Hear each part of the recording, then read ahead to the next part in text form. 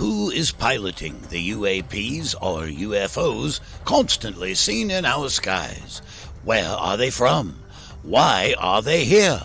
How long have they been here? What is their mission on planet Earth? Do they come in peace, or do they have more sinister motives? Join Mad Mark as he uncovers the answers to these questions and many more of the mysteries that puzzle us all on Who Are the Aliens? The history of the Anunnaki on planet Earth. And now, here's Mad Mark.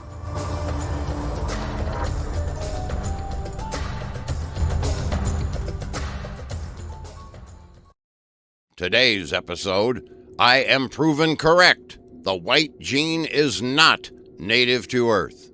Hello, everyone, and welcome to Who Are the Aliens? The history of the Anunnaki on planet Earth. I am Mad Mark, and before I begin, just a quick reminder to please like, share, and comment.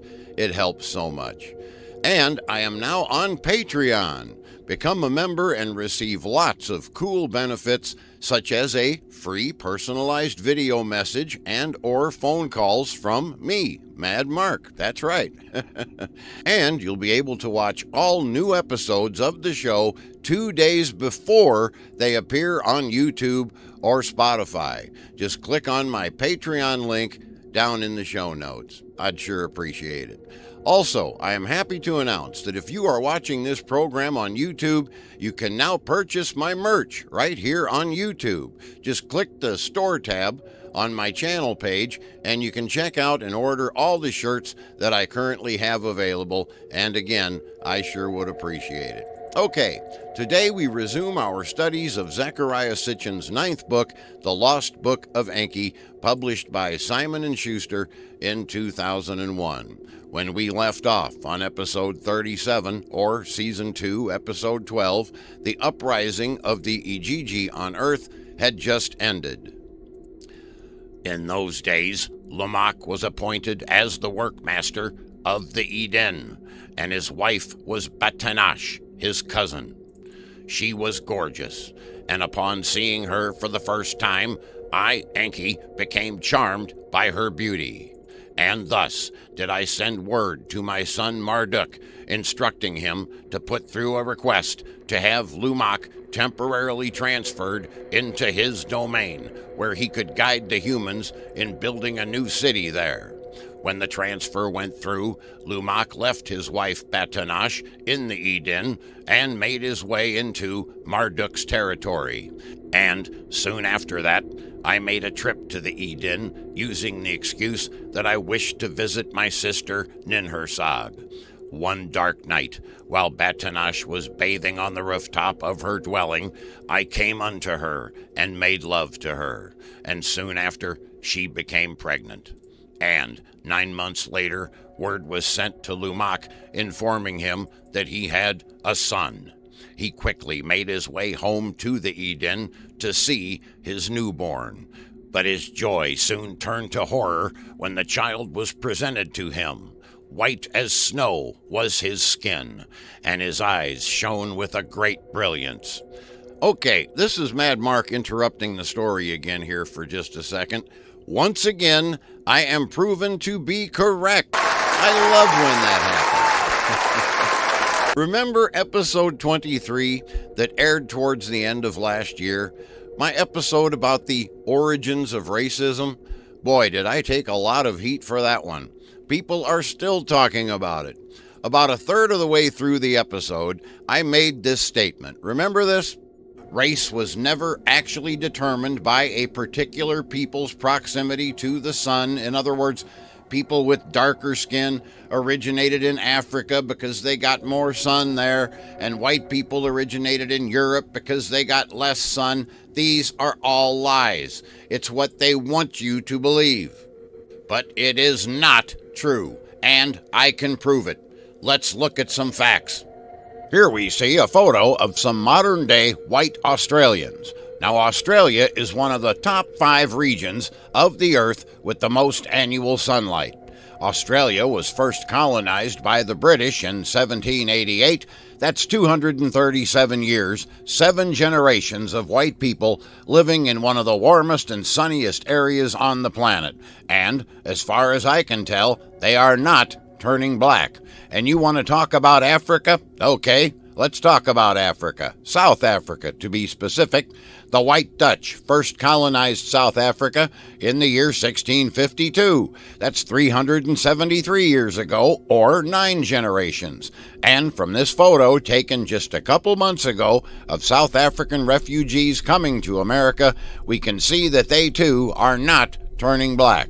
Now, let's examine the Inuit people, who live in some of the coldest areas on planet Earth, the Arctic regions of Greenland, Canada, Alaska, and Russia. They are obviously not black-skinned, but they are most definitely darker than Caucasians, and they live in the coldest regions on the planet. And the same thing applies to the many dark-skinned people currently residing in colder countries such as Norway, Sweden, Greenland, and Canada. They are not turning white. Then later in the show, I made this point.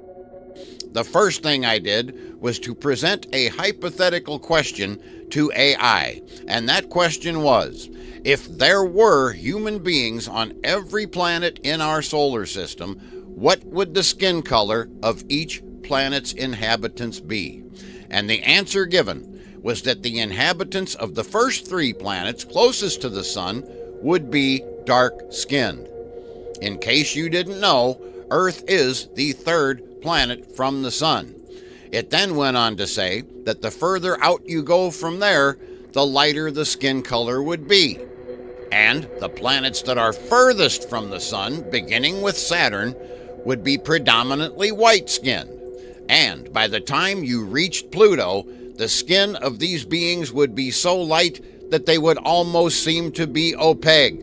So here on Earth, the people should be predominantly black or various shades of brown skin. And that makes perfect sense, because if you look at Homo erectus, the beings that were on Earth at the time the Anunnaki first arrived here, the species that were used to create us, they were a dark-skinned global species. They existed basically everywhere on the planet, and they were all dark-skinned. There were no white-skinned Homo erectus, even in the coldest regions of Earth at that time. So white skin is not native to our planet. Boy, did I take a lot of crap for that. The fact that dark skin is native to planet Earth and that white skin was introduced to this planet from somewhere else. And as I have now proven, according to the ancient Sumerian texts, that somewhere else was in fact the Anunnaki from planet Nibiru. And how do we know that the Anunnaki were white? Again, we flash back to episode 23, where I provided this evidence.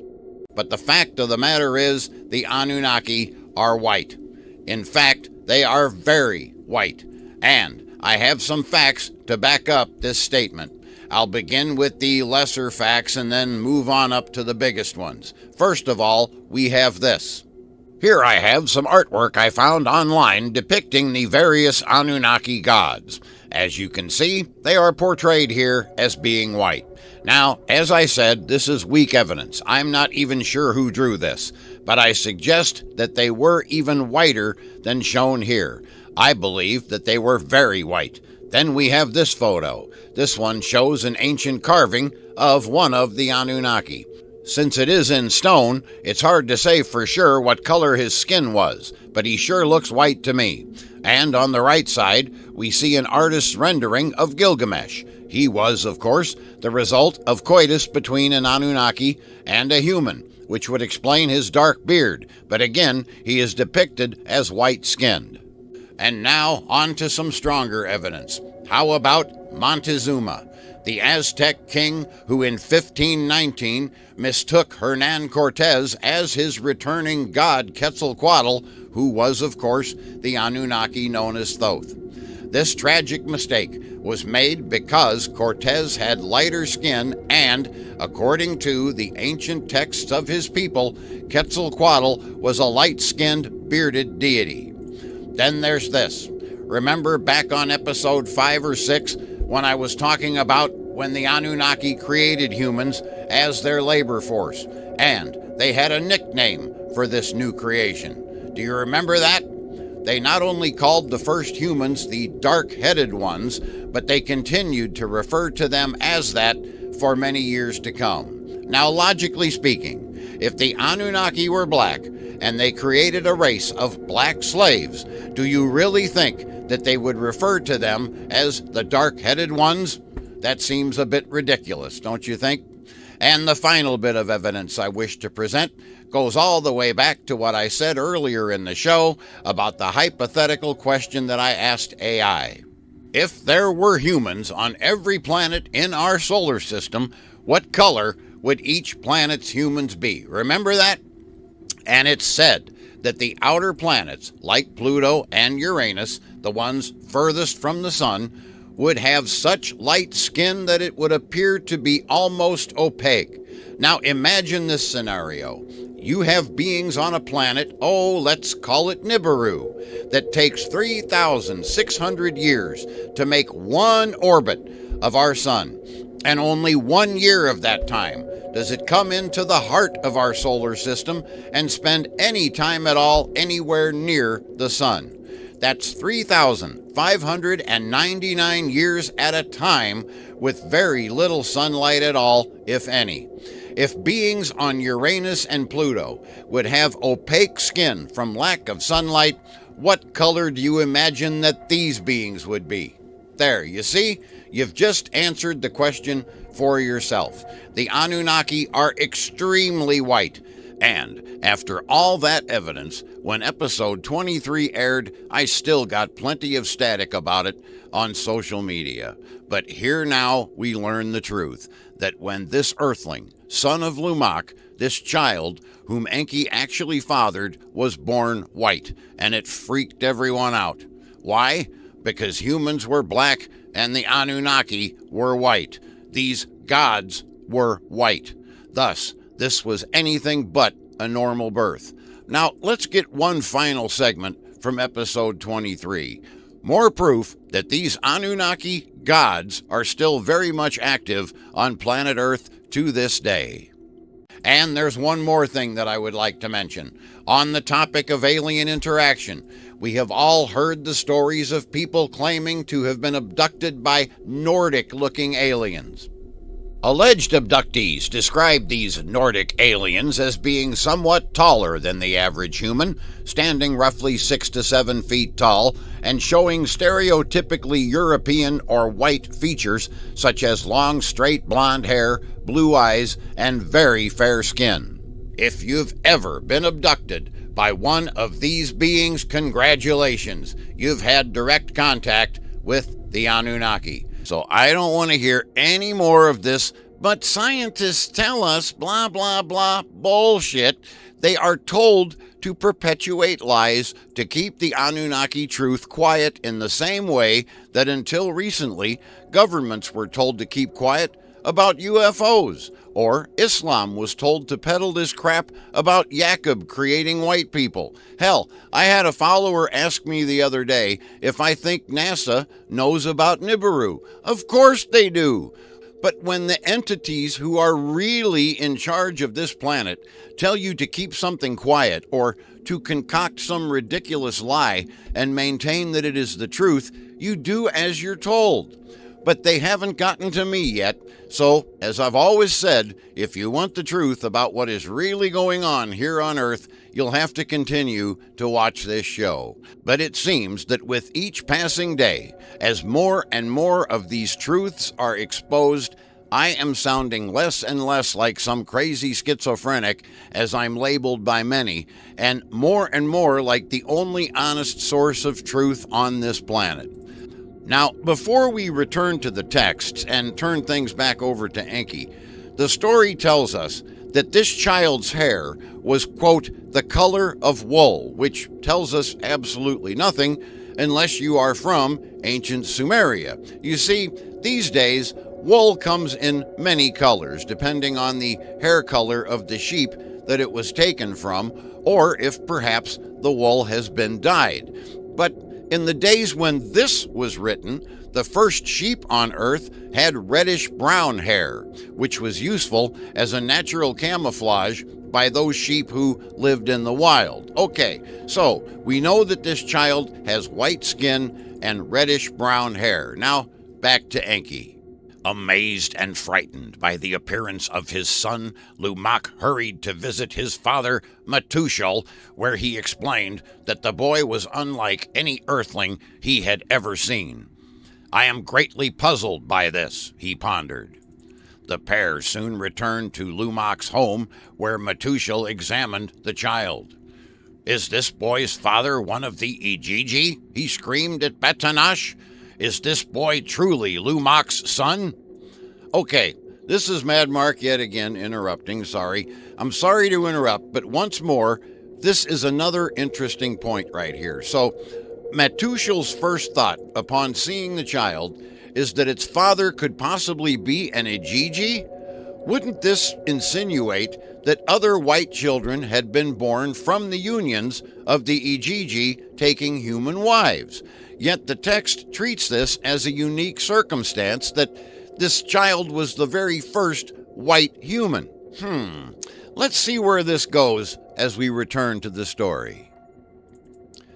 "I swear to you that this child is not the son of an Ijiji," Batanash responded. Metushal then turned and put his hand on Lumak's shoulder. "This boy is indeed a mystery," he sighed. "But he could also be an omen. His uniqueness could mean that destiny has chosen him for a great purpose. What that purpose is, we do not know, but in time it shall be made clear to us. Now, in those days, there was great suffering upon the earth. The days were growing colder, yet no rains fell. The crops in the fields diminished, and to the shepherds few new lambs were born. Let this unusual child be an omen that a respite from our suffering is coming," Metushal proclaimed to his son. And all the while, Batanash kept her secret, that her unusual child was my son. She named him Zeusudra, later to become Noah in the Bible, and in Shuruppak he was raised. As the years passed, Ninhursag and I bestowed great knowledge unto Zeusudra, and he became very wise among the humans. Eventually, he took a wife. Emzara was her name, and she bore him 3 sons. And throughout this entire time, the suffering on earth continued to intensify. It was also during this time that Enlil became more and more distressed regarding these sexual interactions between the Ijiji and the human females. It was bad enough that Marduk had married an earthling, but then the Ijiji took human wives as well, and to my brother it seemed that the entire Earth mission had become perverted. And as the human population grew, he became more and more hateful of them. Hey gang, Mad Mark here, and by popular demand, I now have merch available. I've found the perfect company to work with, and they do an outstanding job. There are t-shirts and hoodies available right now, and who knows what I will come up with in the future. There are 2 different designs to choose from at the moment. You have this one and this one. And these t-shirts and hoodies come in a variety of colors and sizes, so no matter what you're looking for, there's something for everybody. If you're watching this show right now on YouTube, you can find this merch by clicking the shop link below in the show description, or just pay a visit to www.madmarktv.com. That's the all-new Who Are the Aliens t-shirts and hoodies. Get yours today. "I am sick and tired of their constant complaining," Enlil screamed. "Their grumbling and griping is keeping me awake at night." As more time passed and the years went by, plagues and pestilence increased upon the land, and the earthlings were overwhelmed by fevers, chills, aches, and dizziness. Ninhursag suggested giving the humans medical knowledge so that they might create their own cures to alleviate their suffering. "I forbid it!" Enlil's answer was always the same. "Let them suffer!" When eventually the rains completely stopped and the fields dried up, I approached Enlil once more, begging him to let me build ponds and canals so that the humans could at least catch some fish to sustain themselves. But, as before, Enlil prohibited it. "Hear my words," he demanded. "Let the humans perish from hunger!" For 3 shars did the suffering continue. Finally, in the 4th shar, Zeusudra made his way to Eridu to speak with me. "My lord," he begged, "please help end our suffering." But I explained to him that I was bound by Enlil's decrees. There was nothing I could do. Even if I could possibly assist them, the other Anunnaki were all more concerned with their own survival than in helping the humans. We were being affected by the drought as well, and our own food supplies were also diminishing. A team of scientists back on Nibiru began studying this and noticed that planetary abnormalities were taking place all over the solar system, and it was discovered that black spots were beginning to appear on the face of the sun. Nergal and Erishkigal began studying the Earth's poles. They soon discovered that a glacier on Earth's southern pole was shifting and sliding, and Ninurta also took readings that indicated a severe increase in earthquake activity on the southern pole as well. Word was sent to King Anu on Nibiru, and his scientists and savants began studying it as well. For 5 shars, for 6 shars, did this phenomenon increase in intensity. Then the savants on Nibiru made a terrifying discovery. The next time that Nibiru enters the inner solar system and nears the sun, Earth shall be exposed to Nibiru's net force. The orbit of Lamu Mars will put it on the wrong side of the sun. There will be nothing to block Earth from Nibiru's net forces. When this happens, the massive glacier on Earth's southern pole will surely break off and fall into the ocean. A great flood will be the result. A deluge will overwhelm the Earth. The word came down from Nibiru to all of us on Earth and those few Ijiji still remaining on Mars. Both planets should prepare for total evacuation. A fleet of ships was sent to Earth from Nibiru ahead of our planet's return. All mining, refining, and smelting operations were shut down, and everyone prepared to vacate the planet. In the midst of all this, an unanticipated ship arrived at the spaceport from Nibiru. Galzu, the Great Knower, had been dispatched to Earth to deliver a dire message from King Anu. Galzu stepped from his ship and hastily made his way to Enlil's headquarters. Upon his arrival there, he presented my brother with a sealed message from our father. "I am Galzu, an emissary to King Anu and the council," he stated, "and I have been sent here with an urgent message." Enlil was shocked. There had been no word from the king about a special emissary being sent to Earth. My brother examined the unbroken seal on the envelope and realized that it was indeed authentic. "The king has requested that this message be read by you in the company of both Enki and Ninhursag." Galzu's voice was stern, and urgency shone in his eyes. Enlil sent for our sister and I, and given the situation, we both wasted no time making our way to his headquarters. "Ninhursag," Galzu smiled at my sister upon her arrival. "Don't you remember me? Many shars ago, we were classmates back on Nibiru. It's a pleasure to see you again." But Ninhursag did not respond. To her, Galzu looked like a young man, and she now looked like his mother in comparison. "Well, I'm not surprised," the king's emissary continued. "The three of you have been greatly affected by Earth's cycles from being on this planet for so long, which is actually the reason for my urgent visit. Ever since Dumuzi's return to Nibiru, we have been examining all of the Anunnaki who return from Earth, and we have discovered that the longer one of us spends on this planet, the harsher are the results. And the three of you, especially Enki, have been on Earth almost since this mission began. There is no easy way to say this, but your body cycles are no longer synced to our planet. Of the Anunnaki we have examined, those who spent the longest periods of time on Earth suffered the harshest side effects. Some of them had failing eyesight.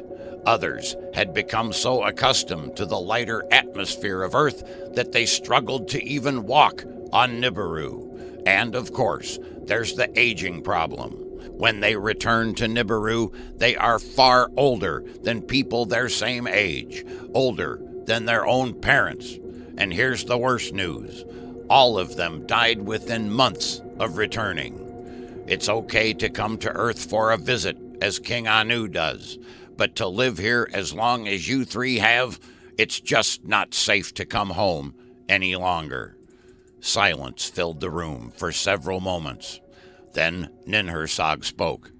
"I guess that was to be expected," she sighed. "Absolutely," I agreed. "I'm not at all surprised." But of course, Enlil was filled with anger. "I used to worry that the Earthlings were becoming more like us, when it is actually us who are becoming more like them. It seems that we are now imprisoned on this damn planet. This entire mission has been a nightmare. We started out as masters, and now we are the slaves." "Indeed, there is much to ponder." Galzu had compassion in his voice. "We on Nibiru have been doing much soul-searching regarding this whole situation. Should we have come to Earth at all? Should we have left Nibiru to its own fate? Or did the universe intend this all along, and we were but unwitting emissaries? Will any of these questions ever be answered? No one knows. But now, for the reason of my visit, which is all spelled out for you in the letter you are holding," Galzu pointed at Enlil. "This is the secret command from Nibiru. The three of you will remain on Earth for the rest of your lives. If you ever return to Nibiru, you shall surely perish. Once the glacier breaks off into the ocean, your time will be limited. Take to your ships and wait out the devastation from the air. The other Anunnaki and the Ijiji have a choice to make. If they haven't been on Earth for very long, they can return home. Those who choose to stay can join your ships in the skies over Earth.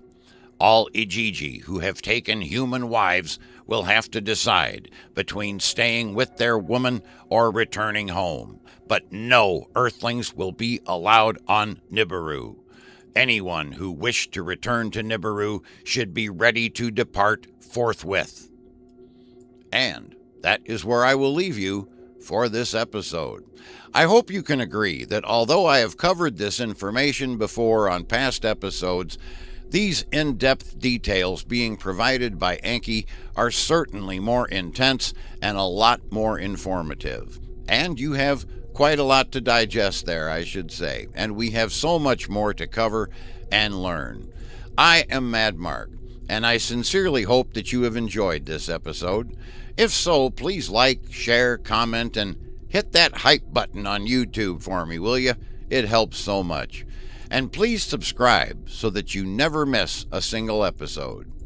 If you have any questions regarding the content discussed on this program, just message me through madmarktv.com or on any of my social media platforms. And don't forget, I am now on Patreon. I offer $3 and $5 levels, and it's a great way to support the show and keep this content coming your way. So become a member and receive lots of cool benefits, such as free personalized video messages and or phone calls from me, Mad Mark, and you'll be able to watch all the new episodes of the show 2 full days before they appear on YouTube or Spotify. Just click on my Patreon link down in the show notes and you'll be all set. I sure would appreciate it.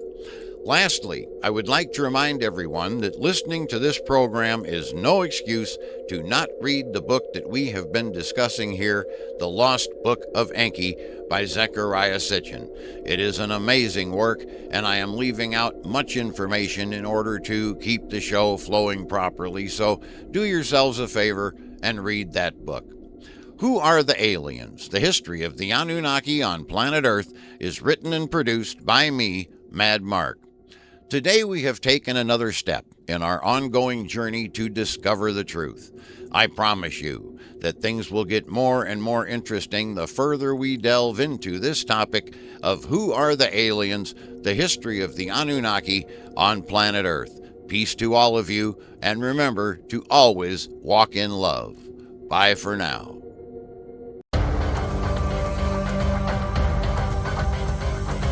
You've been listening to Who Are the Aliens? The History of the Anunnaki on Planet Earth with your host, Mad Mark. Join us again on our next program when Mad Mark will once again uncover the answers to the mysteries that puzzle mankind.